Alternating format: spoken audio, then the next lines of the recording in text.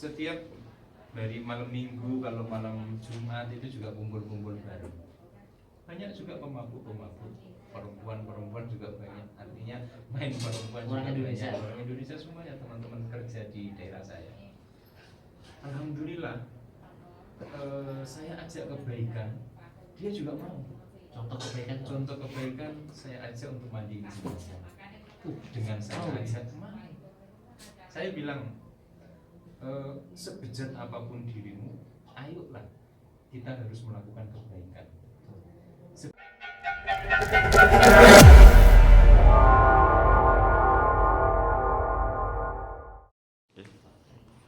Bismillahirrahmanirrahim. Assalamualaikum warahmatullahi wabarakatuh. Waalaikumsalam warahmatullahi wabarakatuh.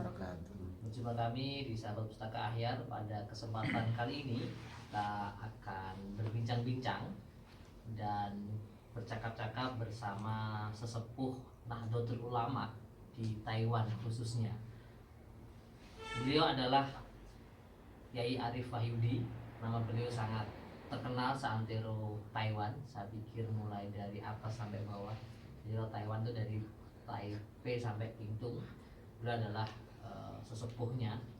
Kita sapa dulu. Assalamualaikum warahmatullahi wabarakatuh. Waalaikumsalam warahmatullahi wabarakatuh.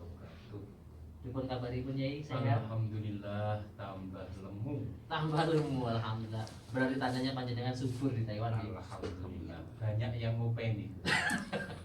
Ibu-ibu fatayat, ibu-ibu muslimat itu selalu bikinin masakan-masakan yang lezat. Masya Allah. Makanya gemuk-gemuk orang ilmu itu. Berarti kerasan gitu dengan. Oh, jelas kerasan. Tapi sayangnya satu, Gus, nggak bisa ditemani istri. Masya Allah. Jadi bagi pemirsa, jadi keadaan di Taiwan itu mereka 250.000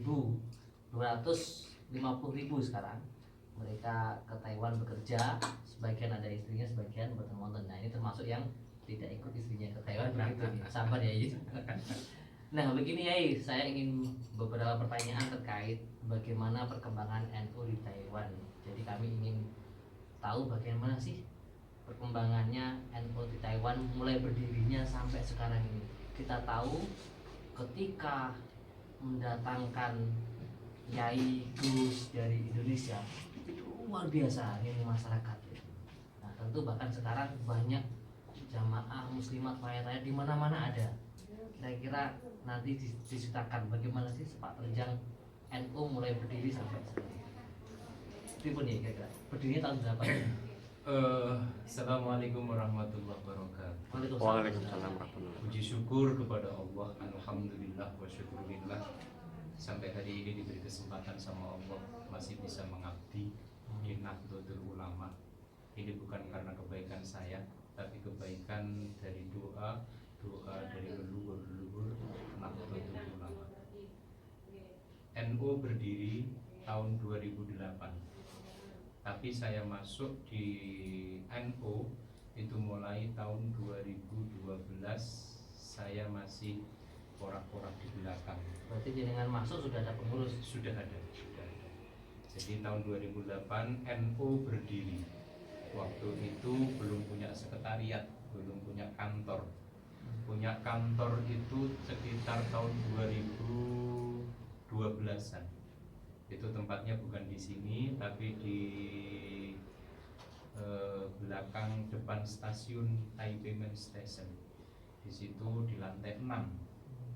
Alhamdulillah waktu itu yang ngontrakin ketua PKB Cak Muhaimin Iskandar. Masya Allah. Itu 1 tahun dikontrakin sama Cak Imin gitu. Yang sekarang sudah Terima sampai kasih. habis kan? Iya, alhamdulillah itu terima kasih luar biasa. Selama berapa tahun ngapunten? 1 tahun. 1 tahun gratis. 1 tahun gratis. Pada saat itu rupiahnya berapa itu? Rupiah sekitar 400-an gitu. 300.000 NT, 300 rupiah. 300. Enggak, maksudnya kalau 300.000. satu NT-nya itu masih sekitar Betul, 300. nominalnya. Nominalnya sekitar 7 jutaan gitu. 1 bulan. 15.000 per bulan. Berarti kan sekitar 7 juta setengah. Itu 1 bulannya. Dan itu gratis, alhamdulillah. Cak Imin dulu kesini luar Berarti biasa. jamaah harus support sekali. tahu ini jamaah Iya, sekarang betul. dulu perjuangannya Caimin untuk NU Taiwan seperti apa gitu. Iya, iya.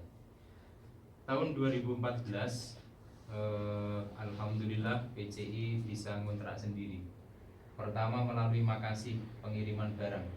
Jadi kita itu memasarkan kardusnya Makasih untuk dikirim ke Indonesia.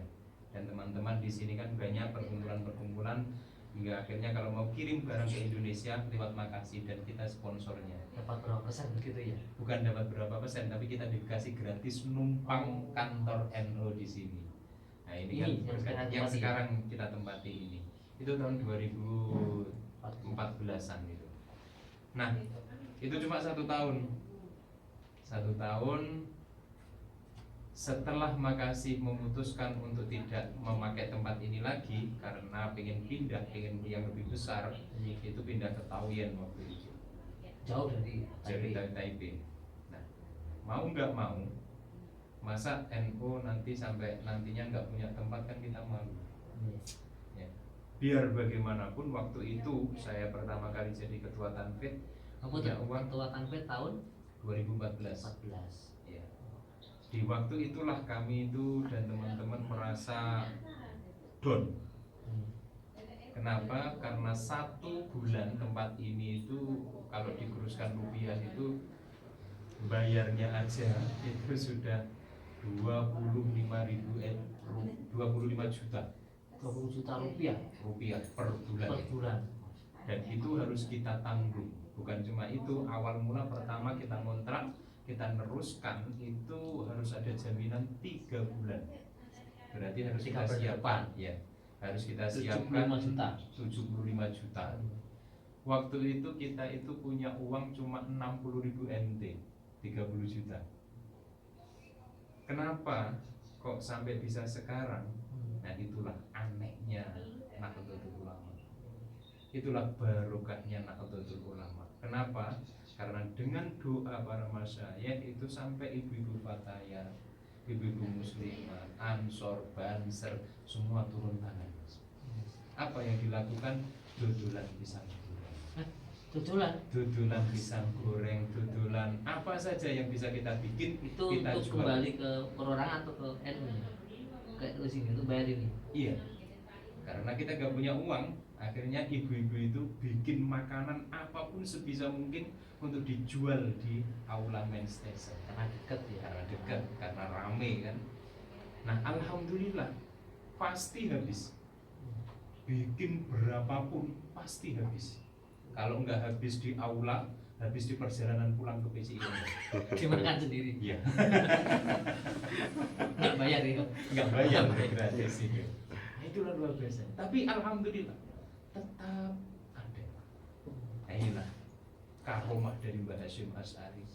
Beliau pasti mendoakan siapapun yang ngurusin NU, pasti akan aku doakan. Itu dari segi keuangan untuk kontrak. pengelolaan. Sekarang berapa ini? Ini bayarnya aja itu 45.000 NT. Belum listrik, belum air, belum gas, belum makan, itu sekitar 72 NT. 70.000 NT. Berarti sekitar 35 juta. 35 juta rupiah per bulan harus kita siapkan. Mungkin orang di Indonesia berpikir, kecil, TKI semuanya, gimana kalau itu? Ya boleh-boleh saja bilang seperti itu, tapi kalau nggak ada niat, nggak mungkin akan mampu, nggak mungkin bisa melakukan itu tanpa doa dari sesepuh-sesepuh leluhur-leluhur Nahdlatul Ulama. Oke, itu dari segi keuangan. Kita sekarang ngomong segi dakwahnya Yai. Bagaimana kemajuan NU yang dari awal sampai sekarang, bahkan sekarang sudah ada 12 ranting, bahkan akan 1 ranting lagi akan bergabung. Jadi sahabat Indonesia di Taiwan itu adalah banyak kota, sehingga di tiap kota sudah ada ranting-rantingnya. Dan berkat beliau dari 2014 itu berapa ranting ranting yang dapat itu? Waktu pertama kali saya di ketua Tanfit itu baru 7 apa 6. Oh, sudah 7. Sudah 7. Itu tahun 2014. Tapi ya belum banyak yang aktif.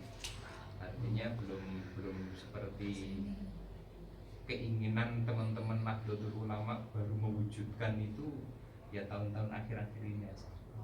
Perkembangannya sangat luar biasa, itu bukan karena kekuatan fitnya, bukan karena roisnya, tapi karena beliau-beliau di ranting-ranting itu semua karena darahnya sudah darah NU. Dari rumah Dari perkampungan itu sudah ke NU-nya sudah nggak bisa diragukan lagi. Apa bedanya dengan tahun 15 dengan sekarang? Kalau dulu itu belum begitu banyak kegiatan-kegiatan yang mana notabene secara Islami. Keagamaan terbuka, dan pemerintah Taiwan baru mensupport betul itu ya sekitar mulai tahun 2016 ke atas. Mensupport banget dengan mengenal Nahdlatul Ulama, sampai Nahdlatul Ulama itu diakui oleh pemerintah Taiwan itu berkah dari Simbah Yai wakil presiden sekarang, Yai Ma'ruf Amin. Yai Ma'ruf Amin. Itu karena beliau memperkenalkan ini loh anak-anak Nahdlatul Ulama di pemerintah PCI, Taiwan. pemerintah Taiwan diperkenalkan. Akhirnya apa, disurvei itu nggak mudah juga, sampai 6 bulan itu melalui uji coba perkenalan hingga akhirnya pemerintah Taiwan mengakui betul bahwa Nahdlatul Ulama di PCI Taiwan inilah yang benar-benar organisasi yang bisa menjadi uswah yang baik untuk semua kalangan masyarakat Islam yang ada di sini. Memang ada organisasi lain selain NU keagamaan di Taiwan? Banyak sekali, sekitar ada 120 organisasi di Taiwan. Organisasi termasuk kedaerahan. Kalau seperti katakan Muhammadiyah juga ada. Ada. Muhammadiyah. LDI juga ada, semua ada. Persis. Iya, ada semuanya. Cuman dengan adanya munculnya NU, ya wallahu a'lam, mereka semuanya agak-agak ke belakang. Termasuk FPI ada benar? FPI juga ada dulu, tapi karena FPI sudah dilarang, maka pemerintah Taiwan untuk meniadakannya melalui pemerintah Indonesia yang ada di sini. Saya punya cerita ya, waktu saya ngaji di Pintu, tiba-tiba itu polisi datang 2, tanya pada saya, dipanggil, kamu kesini apa? Kamu tahu foto ini nggak? Ini fotonya direkrutnya FPI, gitu kan. Kemudian saya menjelaskan bahwa kami bukan bagian dari FPI. Ternyata memang dilarang ya pemerintah sini. Betul. Sangat dilarang karena pemerintah Taiwan kan juga punya intelijen, yang mana dia juga mengawasi organisasi yang di Indonesia, yang mana notabene pemerintah telah melarangnya. Kita pun di sini jangan sampai memasukkan. Pernah juga kemarin itu mengibarkan lagi, tapi karena ketahuan oleh pemerintah Taiwan hingga akhirnya kita berdiskusi secara kekeluargaan. Alhamdulillah mereka ingin mengibarkan dengan sendirinya tanpa harus ada kekerasan. Berarti benar-benar dilarang sama pemerintah Taiwan ya? Sebelum Indonesia dibubarkan atau setelah? Setelah Indonesia membubarkan. Terus bagaimana sekarang upaya Nahdlatul Ulama di Taiwan untuk mengajak mereka, ayo kita pernah ada satu mahasiswi Taiwan yang mana itu melihat waktu itu ada pengajian akbar di Main Station Taipei. Yang ngaji lupa saya, udah lama itu. Kebetulan ibu-ibu fatayat muslimat jamaah kan pakai kerudung semua. Ternyata ada mahasiswi Taiwan ngikutin. Ikut itu penyusup atau bukan? Ngikutin mau kan ibu kemana kan gitu? Mau ke sini kan? Dari pengajian mau ke sini biasa bolak-balik pulang pergi. Ternyata mengikuti. Ternyata yang diikuti bukan pengen apa-apa, tapi pengen tahu tentang Islam. Dia Islam orangnya? Bukan Islam, non Muslim, orang Taiwan. Akhirnya kita kasih tahu dengan bahasa Inggris. Kebetulan waktu itu saya belum bisa bahasa Inggris, sampai sekarang juga belum bisa. Dia menyatakan bahwa saya ingin masuk Islam. Kenapa kamu ingin masuk Islam? Karena Islam yang ini beda dengan yang lainnya. Alasannya apa? Ini terbungkus dengan begitu rapinya, orangnya sopan-sopan, nggak seperti yang di sana-sana. Artinya Iya, dia iya. melihat itu kayak ISIS dan lain-lain itu, mereka itu kejam. Tapi ini kok enggak? Ini bagus, ini saya suka ini. Di saat itulah langsung mahasiswi Taiwan masuk Islam. Alhamdulillah. Inilah uswah itu lebih baik Berarti daripada Fatihah Muslimat gak jilbab. betul sekali. Nah itulah makanya dulu tahun 2008 2009 pakai kerudung itu kuno. Tidak ada di Tidak ada, stasiun, di kereta jarang api. sekali, jarang sekali. Tahun 2008 2009 itu jarang sekali. Bahkan kalau ada orang yang pakai kerudung itu deso. Deso. Kalau sekarang pripun ya? Belum ada. Belum ada juga. Belum ada juga. Udung aja belum ada. Udung itu, Mbak, ini Taiwan, bukan kampung. Malah diledekin. Tapi alhamdulillah sekarang di mana-mana sudah berjilbab semua. Berarti dulu tahun 2008-2009 bisa juga potongan UKNC Betul banyak sekali, itu. banyak sekali. Kalau mau cuci mata bersih sekali bisa. Sekarang sudah nggak ada. Berarti. Sekarang sudah nggak ada, cuma ada yang Taiwan. Oh yang Taiwan saja. Terus bagaimana ya mengajak mereka dengan cara dakwahnya itu apakah dengan cara paksaan atau dengan cara uswah mereka berani berduyun ayo gabung ke majelis Nahdlatul Ulama atau karena mereka butuh kekurangan rohani atau gimana? Kebetulan saya juga dari Satgas KDI. Setiap ada permasalahan, teman-teman ibu-ibu itu kan kalau ada masalah kan pastinya stres toh. Ya. Ternyata saya giring mereka-mereka itu untuk masuk di majelis-majelis taklim. Supaya apa? Biar dia tidak memikirkan apa yang menjadi penderitaannya, biar mereka diajak pikiran, sholawatan.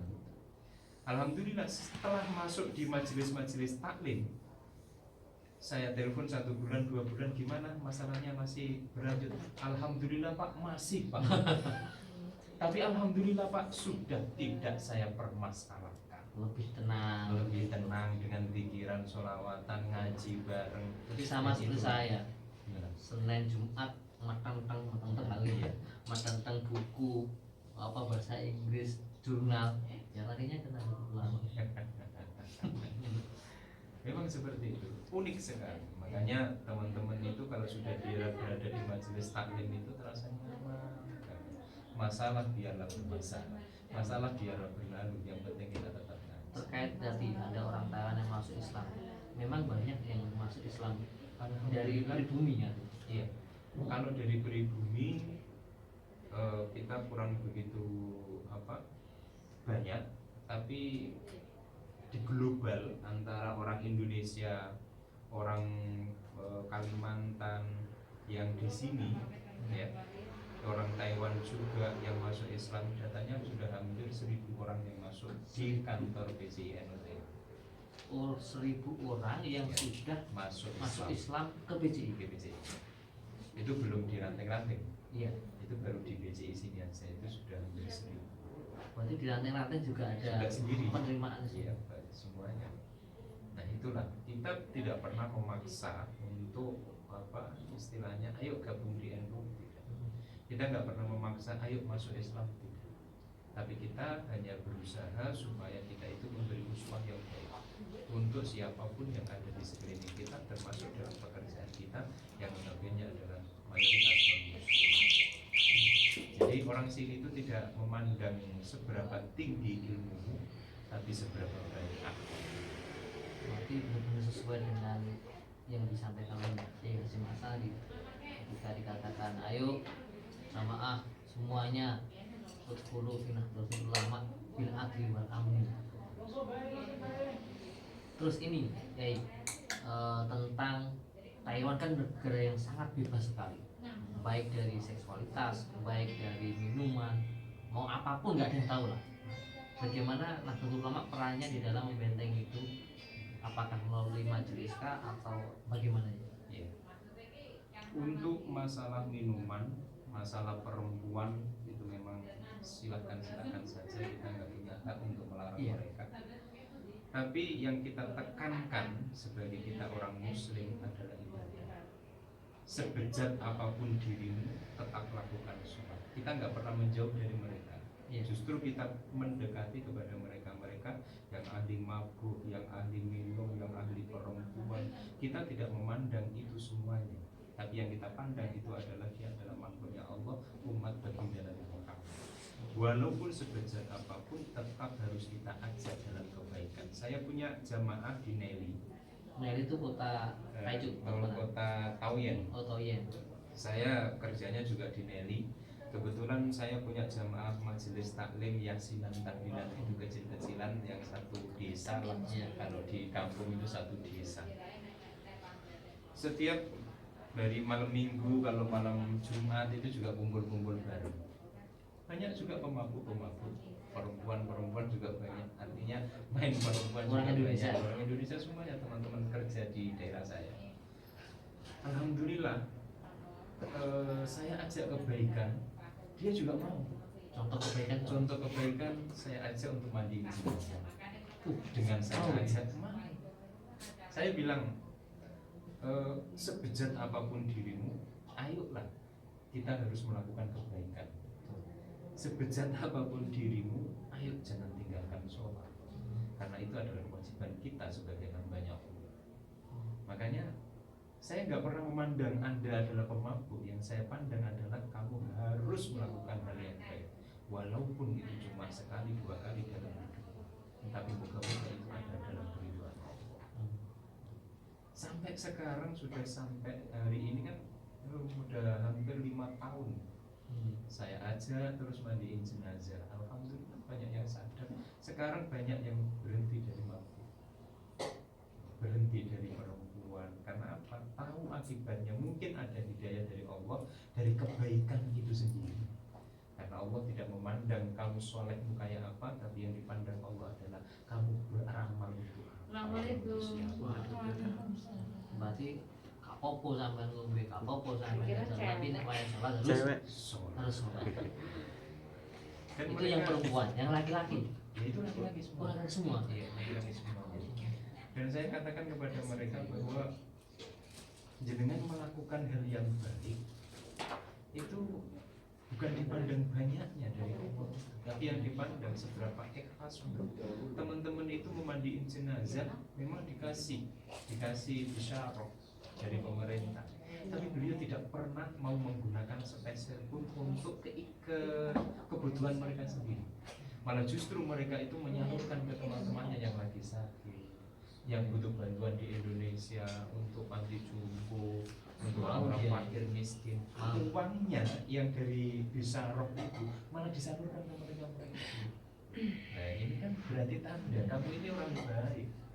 Ya sebejat apapun tetap kamu ada baiknya. Nah inilah kadang kita itu menyepelekan orang, tapi kadang kita tidak tahu sebagaimana kebesaran keridhaan Allah untuk orang-orang seperti itu.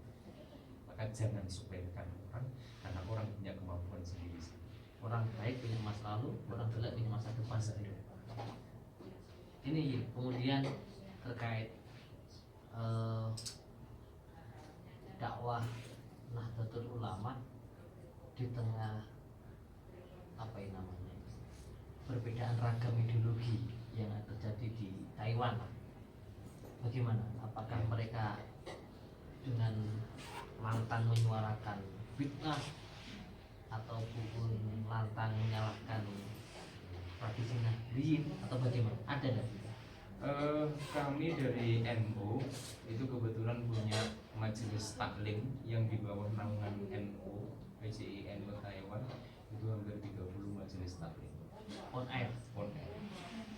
Jadi kita mengawasi, memang harus kita awasi, Betul.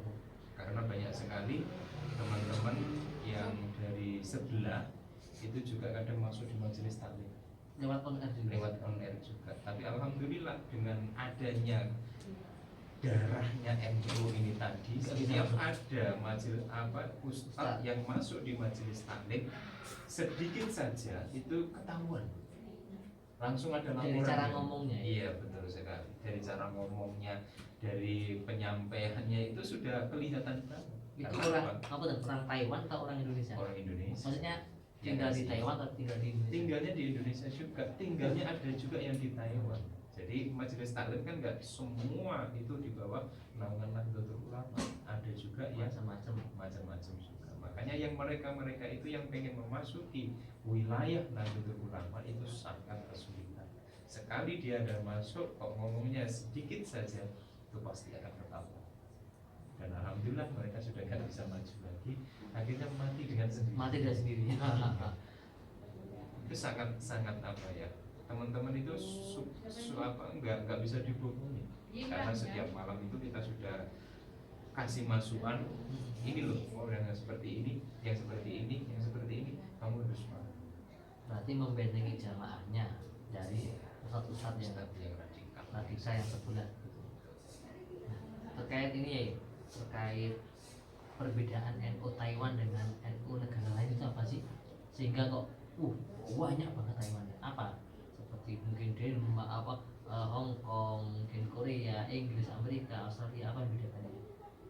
Kalau membedakan itu sebenarnya nggak beda, sama-sama kita TKI, sama-sama kita baru. Cuman karena mungkin pemerintah Taiwan dengan Nahdlatul Ulama PCIN Taiwan itu sudah klop, mungkin itu sudah klop, makanya sampai pemerintah Taiwan memberi izin kepada NU untuk menyebarkan sebesar-besar, bahkan memakai baju kebesaran Banser, bahkan Banser itu sudah diizinkan untuk menjaga keamanan ustadz dan kiainya yang ada di sini.